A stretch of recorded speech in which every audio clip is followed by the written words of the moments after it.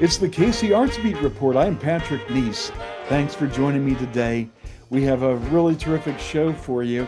Uh, you know, uh, just as in the visual arts, in music, women composers who have written music every bit as good as the finest music ever written have been overlooked. But thankfully, there are musicians and conductors who are bringing their music to our attention today. And we're going to be talking to Ben Spalding about one of those composers. But first, I would like you to please like and subscribe to the KC Artsbeat YouTube channel. We're trying to build our channel so that we can bring news of the arts in Kansas City to the whole wide world.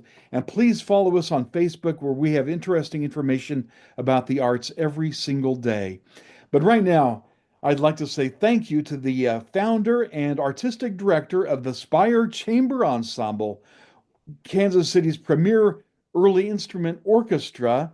And Ben has an amazing resume. You have conducted half of Bach's cantatas, I think 100 of them, all of Bach's, great masterpieces, and a whole bunch of other early music, as well as championing new music. And I was also interested to read that you have studied with one of my great choral music heroes, Sir David Wilcox. So we're very lucky to have you here. Thanks for joining me today, Ben. Oh, it's always a pleasure, Patrick. We love everything you do for the arts and being such a great ambassador of how the arts connect people. So thank you for allowing us to have this conversation. Really looking forward to it. Oh, me too. I'd like to know a little bit more about you. Being a conductor by itself is special, but to be an early music specialist as you are is very rarefied. How did you become interested in early music? It's a really great question. I think I've always been a choir nerd. As long as I can remember, in singing in middle school was probably the first time I remember just falling in love with the sounds of the human voice and us being able to work together to make something that we can't do on our own. And so I've always loved that. But I do remember in middle school singing a little bit of Mozart and a little bit of Haydn. And I do remember being like, wow, this is really fun. This is exciting, ecstatic music. So I was a pianist as a little tyke, a little guy growing up in Gardner, Kansas, not too far from the metro. And so I knew a little bit of Mozart. I think I started piano about seven or eight. Um, and I love the delightfulness of it. So I think it's always stuck with me. I did not set out to kind of be, if you can call me an early music specialist. It just kind of happened. As Spire was starting, now and 15 years ago, our 15th anniversary season, Wow. we started doing more Bach and Handel, and that's when I really just fell in love in a deeper way. And so I started reaching out to those heroes of the early music world, and I just tried to soak up everything I could. I owe a debt of gratitude to our very long time concertmaster Elizabeth Blumenstock, who I consider one of the finest, and most people do, one of the finest Baroque, one of the most special Baroque violinist in all North America. Plays an American Bach soloist. Has led that group forever, Philharmonia Baroque, and so she has taught me a lot over the years, and I love that early music is all about text. And as somebody growing up in choirs, I love to dive into the meanings of words and the meaning of text, what we would call rhetorical devices, Mhm. or the art of rhetoric, the art of being able to persuade somebody to feel something. And so it's my most favorite music of all time. And the more I learn, the more I feel like I don't know. Well, but did you found Spire to specialize in early music, or did that come along after you found it? Or why exactly did you feel compelled to found Spire, I guess is the Yeah, question. yeah, that's a great question. So, many people don't know this. I'll do the Cliff Notes story of this is In Independence, where Truman's from and are part of our metro in a way. There is a building that used to be RLDS, but now is Community of Christ. And they have, it's called the Community of Christ Temple. And so they have a beautiful space. And if I remember correctly, it's 1 million cubic feet of, of space in the sanctuary. And it's designed in a spiral shape. And our very first concert was at Community of Christ Temple with Jan Crable, organist. We kind of initially set out to do a lot of choir and organ music, which we did and we continue to do. But that's where our name comes from, that spiral shape and we find the spiral shape in nature. We find it in our galaxy, in seashells, in DNA. And so that's where our name comes from, Spire. But the early music thing kind of just evolved Mhm. over those early years. We started exploring, and it people came. So we've like, oh boy, this is going to be one of our niches, and we've grown ever since then. Well, it's neat how you combine both early music and, new music too. And you always choose new music that seems to play well with early music. Yeah. But in your concert coming up on April 5th at Country Club Christian Church, you have two works by composers of the classical era. And I Mhm. know you always bring an authentic mindset to whatever you do. But anyway, you're going to be doing the Mozart Requiem and a piece by a composer named Mariana Martinez. I have to admit, I was not familiar with her. What can you? Well, let's talk about her first before we get to the Mozart. Yeah, what can you say about Mariana? Well, it's been so much fun to research really this trailblazing figure that lived during the time of Mozart and Haydn. She's from Vienna, lived most of her life in that region, and she came from a wealthy family, so she was able to take lessons. But she was a brilliant improviser, a brilliant keyboardist, a brilliant singer. We think in some of the scholarship that some of the beautiful soaring lines that she writes in this Dixit Domino setting were probably for her, writing for herself. This really long, kind of soaring, luscious lines. And what I love about Mariana Martinez was she studied with well, she was a student of Haydn, and studied with other great people. She did not back down from the institutions of that time that tried to keep her maybe a little silenced. Other composers of the time sometimes would use a pseudonym on their compositions or not put their name on it, and she absolutely did. She's like, this is my music, and I'm really proud of it. And so she kind of straddles the late Baroque and early classical. In this piece, what I think our audience will find fascinating is they'll hear things that are more Mozartian, more Vivaldi, but yet you'll hear more of things that are the emerging classical style. She was what I find really fascinating. She was the only female to enter the Music Academy in Bologna, the first female in 100 years to be admitted into this very prestigious academy. And part of her that was in 1773. And so part of her audition, part of her uh, being needing to kind of show that she belonged there, that she had every right as a female composer to be there, she wrote this piece. So this was kind of her I can do this, and it's a fascinating look at the well-known psalm settings of that form the Dixit Dominus. As I say, I have never heard of this composer before. How did you discover her? Yes, it's about maybe 2 years ago. Spire runs this wonderful conducting institute that is now we're getting ready for our fourth season. And during that, my colleague Janaea Robinson introduced me to the piece, and I was like, I've never heard of this composer, and it's just ecstatic, exciting, highly varied music. The Psalms are the human song that take us through jubilation to despair and every emotion that we have, and she captures that in only a way that she can. And so discovering that, and then learning that very few people in the whole world have ever done this piece.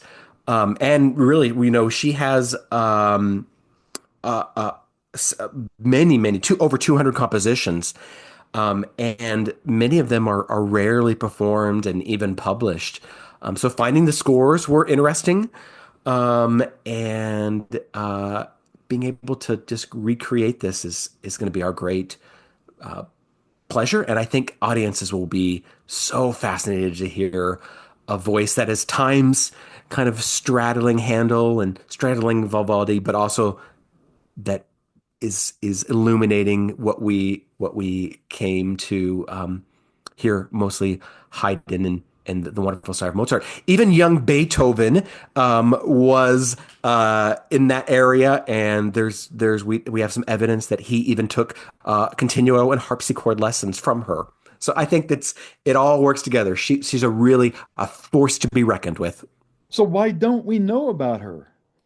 Well, I think part of it is some systemic issues. Uh-huh. There are issues of that even though she was prominent during her time and she came from means and so she was able to publish things, there was still this idea in the classical world that it really was the job of the men to publish and to conduct and so it's taken a long time for her to really get the justice and the accolades that she deserves. But we're so excited to be able to help her journey, even several hundred years later.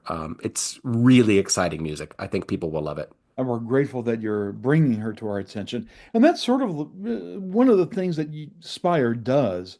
You really do want to bring in some of these composers from the margins, don't you? Yeah. Uh, the ones that get overlooked, and as you say, maybe systemically overlooked. Yeah. Yeah. It's It's really it's a part of our mission. It's important to us that we're not only honoring the greats, but we're expanding our horizons. And then what I think it does is beyond the music, it makes us more empathetic. It makes us more curious as human beings, just exploring some of this music. And hopefully what people do is like, boy, I want to know more. And over time, we start to learn that we are more alike as a global family. And I think that's what music does, is it helps open our ears and our hearts and our voices to be more empathetic. Well, the other work on the program, speaking of the classics, it's a real classic. I think it's familiar to a lot of, especially choral music lovers, Mozart's Requiem. But as with Messiah, which you do every year, you always bring your own special Ben Spalding Spire approach to it. And so I can hardly wait to hear what you do with Mozart's Requiem. Um, it has sort of a legendary story. Anything you want to tell us about the origin of that work? Yeah, I mean it is such a legendary story and a story that's just shrouded in mystery. I mean, it's kind of like a story where you get bits and pieces. We do know that it was a work that was commissioned by an unknown figure. We don't know who this person was. It was late in Mozart's life. He was in failing health. He died at 35. Um, he was way overworked. He had so many commissions at the time. He was supporting a family. Um, and so we know that this commission came and he was frantically trying to get it done in failing health, but he did not finish it.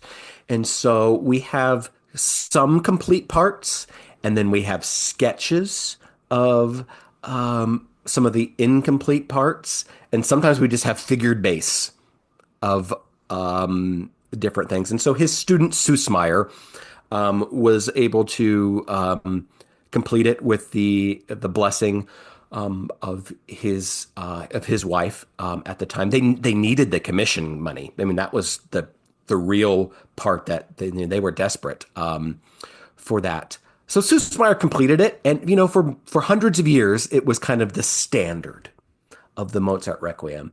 But it's been fascinating as other scholars and technology has advanced, and just our understanding of 18th century practices have evolved. Other people have tried their hand at it.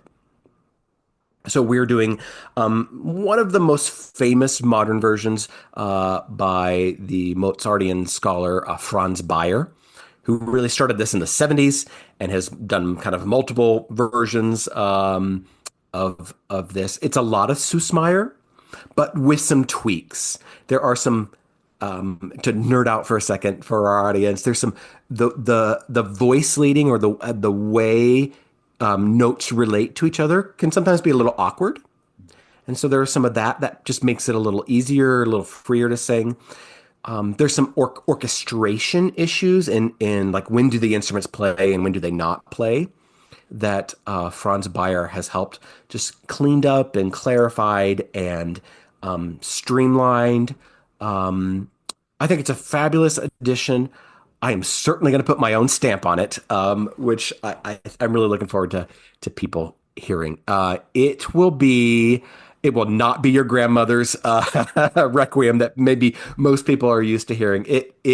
I'm really trying to bring a fresh and vivid look at this piece. It's all about the text, and so my goal is that people will hear this maybe with fresh ears and they'll be like, wow, I never noticed that part, or I never noticed that text or that harmony. That's so we're going to work really hard to make this it's a little bit like cleaning a beautiful Van Gogh painting, and we're trying to make the colors as vivid as possible. Well, that's the way I've always felt when I've attended your performances of Messiah. I hear things that I've never heard before. So I'm sure that that will be the case with the Mozart Requiem. Anything you want to say about any of your soloists? Yeah, so it's what's great again is the soloists are coming from the choir, and so you'll get to hear a wide variety of soloists. What I think is fascinating about the Mozart Requiem is, in a way, it sounds like Mozart, which uncompleted, but in a way, he's looking back. So at the very beginning, quotes music from Handel, quotes music from Handel's Ode to Queen Caroline, that funeral anthem. It quotes a Lutheran hymn that was used in funerals. There is this wonderful, what we call the wandering plain chant. So it's a old kind of medieval chant, but it kind of just wanders around. And that's the first soprano soloist that talks about Zion, the city on a hill, the almost unreachable city, and what path are we taking? And so it's fun to experiment singing that in a very chant-like or unfulfilled way. It's less declarative.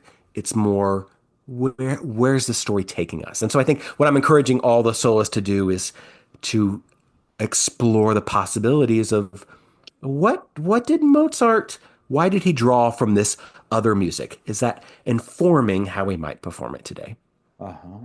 I think Right. the other thing that was super exciting is this will probably, I'm almost certain about this, maybe 99%, that this will be the first period performance of the Mozart Requiem in this whole region. I was about to ask you that if your orchestra was going to be comprised, as it usually is, of period instruments, and how do you find them? I mean, there can't be that many period instruments, musicians here in Kansas City. We have some, and it's really important to us that we build up those players, and some have been with us for a while now that didn't necessarily start this early music journey, but Spire has been a way that they've been able to buy a period instrument and a period bow, and they've attended workshops now. They're brilliant modern players, but they've now kind of embraced this style of playing, which is much more speech-like than singing like that we might do with modern instruments. You think of Mahler and what our wonderful symphony does. It's long, luscious, beautiful, long bows, long phrases, deep colors. This music's just a little different. That it's more about the character of the text, and so you need really fascinating instruments like the basset horn, which the classical basset horn eventually became part of the clarinet family. So it doesn't look like a clarinet though. It has this weird bend in it, and then the bell of it almost looks like a trumpet bell, and so it creates this almost kind of a conjuring sound, a very muted, almost ethereal sound, which I think is really cool for the Mozart Requiem. You also need instruments, the sackbut, which is the precursor to the trombone. And I think what's fascinating that Mozart used these instruments is that the sackbut was the instrument of the underworld, the instrument of Hades, the instrument of this realm of darkness. But Mozart uses it in a way to lift the text. So there's very few people in all of North America that play these instruments at an extremely high level, and we have the best of the best. They will all fly in that week before the concert. Full orchestra, full choir. It's going to be something really, really special. How many cities have an orchestra that will do works like Mozart's Requiem on period instruments? I think we're very lucky to have you Inspire here. I'm not just blowing smoke. I mean that very sincerely.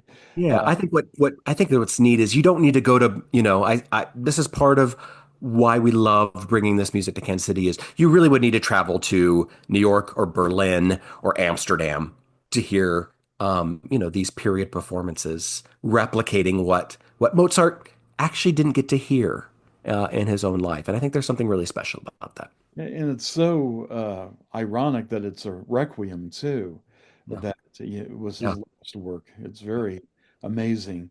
Yeah. I'm sure it's going to be a moving and exciting performance, especially since you're pairing that with this discovery. I don't think anybody in Kansas City will have heard the Dixit Dominus by Mariana Martinez before. Yeah. Probably not. I've only known it about a year and change, so not too many people know about it. So it's going to be a terrific concert of both a classic that you are probably familiar with, but given a special twist, along with music you've never heard of before. It's the perfect Spire Chamber Ensemble program, in other words. I think so too. We're really looking forward to greeting our audience, and we think they'll have a very meaningful and moving time.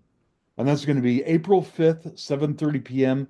at Country Club Christian Church, 6101 Ward Parkway. And I was mentioning David Wilcox earlier, and when I see that church, it reminds me of almost every album cover for every Sir David Wilcox album I've ever seen. It just Yeah. has that Englishy quality. It's such a lovely church. Yeah, and I should mention we do have a second performance Oh, on Sunday the 6th at 2 p.m. And that's going to be at Redemptorist Church in Midtown. oh yeah, another beautiful church. Yeah, so people will have very different acoustics. So people have an option what might work best for their schedule, and we're doing the exact same program twice. So we know this is a popular one, but we want to spread the word. We love folks to invite their friends and family and colleagues. This really is a once in a lifetime opportunity to hear this music with instruments that are hundreds of years old. It's the closest we can get to time travel. Well, yeah, it sounds like it exactly. Well, for tickets, go to spirechamberensemble.org, right? Correct, yes. All right. So again, once more, Ben, tell us those two dates and locations. Yeah, great. The first concert is going to be um, Saturday, April 5th at 7:30 p.m. And that is at Country Club Christian Church off Ward Parkway, 7:30 show. And then Sunday, April 6th will be at 2 p.m. at Redemptorist Church in Midtown. We'd love to see everybody there. It's about 36th and Broadway. You know, just the way Country Club Christian looks like an English Gothic church. Redemptorist always strikes me as a French Gothic looking church. Hmm. Two great venues, Ben. Yeah. Uh, it's always a pleasure talking to you. And again, thank you for all you do to bring this incredible music to Kansas City and authentic performances and helping us discover composers like Mariana Martinez. Really appreciate you taking time with us today. Thank you so much, Patrick. It's always a pleasure. And until next time, this is the KC Arts Beat Report. I'm Patrick Neese. Thanks for listening.